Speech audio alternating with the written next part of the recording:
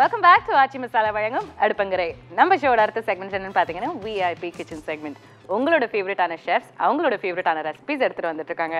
ஒவ்வொரு ஷெஃப்மே பாத்தீங்கன்னா அந்த ரெசிபீஸ் டிசைட் பண்றதுலயே there is so much of effort that goes into it. ஒவ்வொரு ரெசிபியுமே தேடி கண்டுபிடிச்சவங்களுக்காக அவங்க ட்ரை பண்ண ரெசிபீஸ் அவங்களோட ஃபேவரட்டான ரெசிபீஸ் அதே மாதிரி நம்ம ரிக்வெஸ்ட் வர ரெசிபீஸ்ல இருந்து எல்லாமே சமைச்சிட்டு இருக்காங்க. ஸோ இன்னைக்கோட யார் அந்த ஸ்பெஷலான சூப்பர்பான ஷெஃப் அப்படின்னு பார்த்துடலாமா?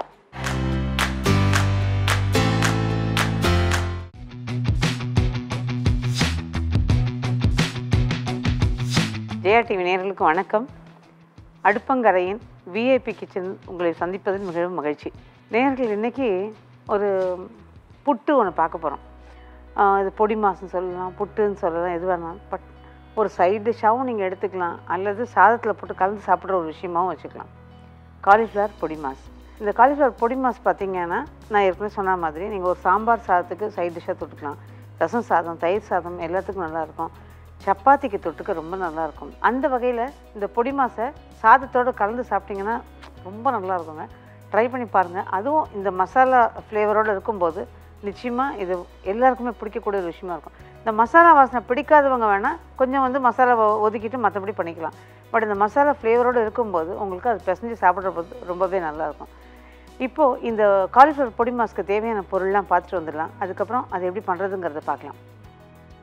காலிஃப்ளவர் பொடி மாஸ் செய்ய தேவையான பொருட்கள்: காலிஃப்ளவர் சிறியதாக 1 துருவிக்கொள்ளவும், வெங்காயம் 1 பொடியாக நறுக்கி கொள்ளவும், பூண்டு 5 முதல் 6 பற்கள் வரை தோல் உரித்து பொடியாக நறுக்கி கொள்ளவும், இஞ்சி 1 அங்குல துண்டு தோல் நீக்கி பொடியாக நறுக்கி கொள்ளவும், சோம்பு 1 டீஸ்பூன், பட்டை 1 துண்டு, லவங்கம் 2, மஞ்சள் தூள் 1/4 டீஸ்பூன், பச்சை மிளகாய் 3 பொடியாக நறுக்கி கொள்ளவும், கொத்தமல்லி தழை சிறிதளவு, கருவேப்பிலை சிறிதளவு, உப்பு ருசிக்கேற்ப, எண்ணெய் 3 டேபிள் ஸ்பூன்.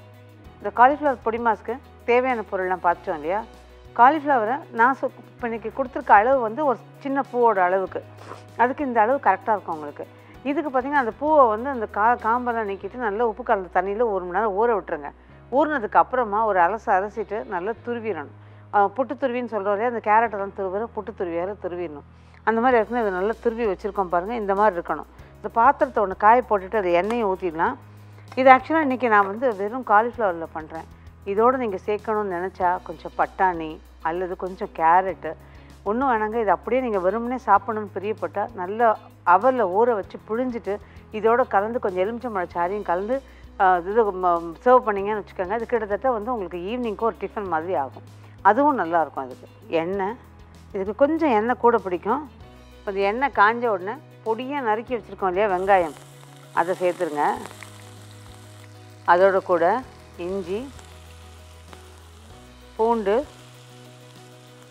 பச்சை மிளகாய், கருவேப்பிலை, இது எல்லாத்தையும் சேர்த்துக்கலாம்.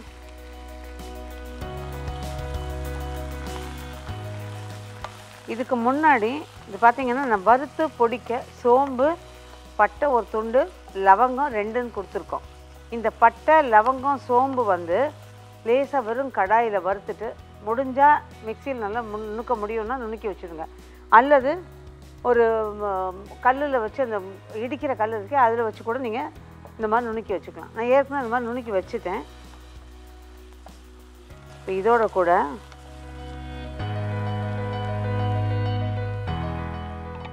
மஞ்சள் தூள்,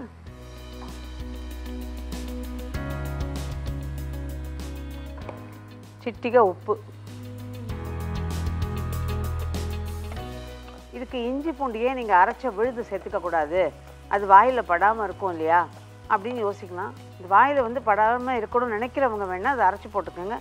பட் எப்போவுமே இஞ்சி பூண்டு இதெல்லாம் பார்த்திங்கன்னா அரைச்சா ஒரு வாசனையும், நறுக்குனா ஒரு வாசனையும், தட்டி போட்டால் ஒரு வாசனையும், விதவிதமான வாசனையை ஒரே பொருள் கொடுக்கும். அந்த வகையில் இன்றைக்கி பண்ணியிருக்க இந்த டிஷ்ஷுக்கு நறுக்கி போடும்போது தான் அது ஒரு நல்ல வாசனையோட டேஸ்ட்டும் நல்லாயிருக்கு. அதனால் நான் நறுக்கி போட்டிருக்கேன். விருப்பப்படுறவங்க நீங்கள் அரைச்சி கூட போட்டுக்கலாம். இதோட கூட நம்ம வறுத்து பொடி பண்ணி வச்சுருக்கோம் இல்லையா, பட்டை ஒரு துண்டு, லவங்கம் 2, சோம்பு 1 டீஸ்பூன், இதையும் சேர்த்துடுறேன். கடைசியாக காலிஃப்ளவர்.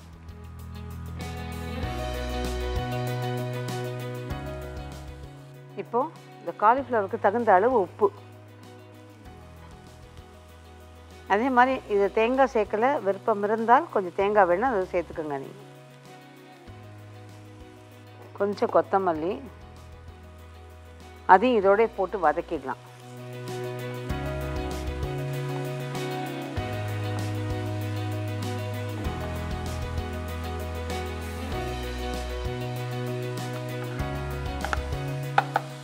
இப்போ தீயை குறைச்சிட்டு நம்ம லேசாக தண்ணி தெளிச்சிட்டு ஒரு மூடி போட்டு வேக வச்சிடலாம். இது நல்ல ஒரு 5 நிமிஷத்தில் வெந்துடும். ரொம்ப நேரம் வேகணுங்கிறது கிடையாது. அது மாதிரி குழைய வெந்தாலும் நல்லா இருக்காது. ஓரளவுக்கு சாஃப்டாக வெந்திருக்கணும், அதே சமயம் கொஞ்சம் பழகணும், உதிரியாகவும் இருக்கணும். இப்போ தண்ணி ஊற்றலை, தெளிக்கிறேன். ஏன்னா நம்ம மூடுற போது அந்த வேர்த்து வடிகிற தண்ணி வேறு இருக்கும், அதனால் லேசாக தண்ணி தெளித்தா போதும். இப்போது இதை அப்படி தண்ணி தெளிச்சிட்டோம், லேசாக கலந்து விட்டுட்டோம், மூடி போட்டிருக்கோம். ஒரு 5 நிமிஷம் வெந்துச்சுன்னா, அதுக்கும் வேகலைன்னா ஒரு 8 நிமிஷம், அதுக்கு மேலே வேக விடலாம், கரெக்டாக இருக்கும். வெந்ததுக்கப்புறம் நம்ம கிளறி எடுத்துட்டோம்னா சரியாக போயிடுச்சு. பொடி மாஸ் தயாராகிடும். ஒரு 5லேருந்து 8 நிமிஷம் வெயிட் பண்ணலாம். இப்போ நம்ம தாளித்து விட்டு வதக்கி ரெடி பண்ணி வச்சாச்சு. பாருங்கள், 8 நிமிஷம் நல்லா ரெடி ஆயிடுச்சு. இனி இது வேகணுங்கிறது ஒன்றும் இல்லை, கரெக்டாக வெந்திருக்கு. இப்போ தீ கொஞ்சம் ஜாஸ்தி பண்ணிடுறேன். இப்போ லாஸ்ட்டில் கொஞ்சம் கொத்தமல்லி போட்டு, கொஞ்சம் கருவேப்பிலை போட்டு இறக்கிடலாம்.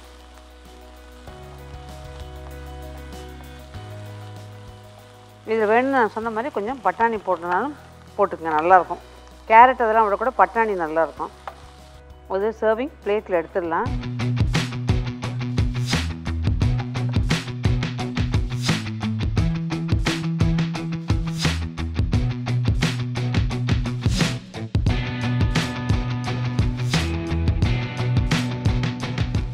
இப்போ இந்த காலிஃப்ளவர் பொடி மாஸ் தயாராகிடுச்சு. நம்ம எடுத்து பிளேட்டில் அழகாக டிஸ்பிளேக்கு வச்சாச்சு.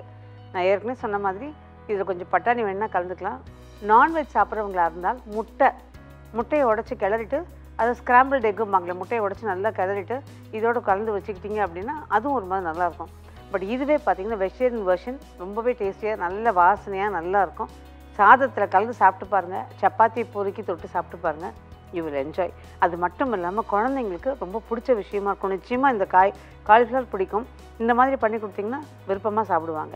நேர்கள் எல்லோரும் நிச்சயமாக ட்ரை பண்ணுங்கன்னு நினைக்கிறேன். ஏன்னா உங்களுக்கு பிடிச்ச விஷயங்களை தான் நாங்கள் தேடி தேடி உங்கள்கிட்ட கொண்டு வரோம்.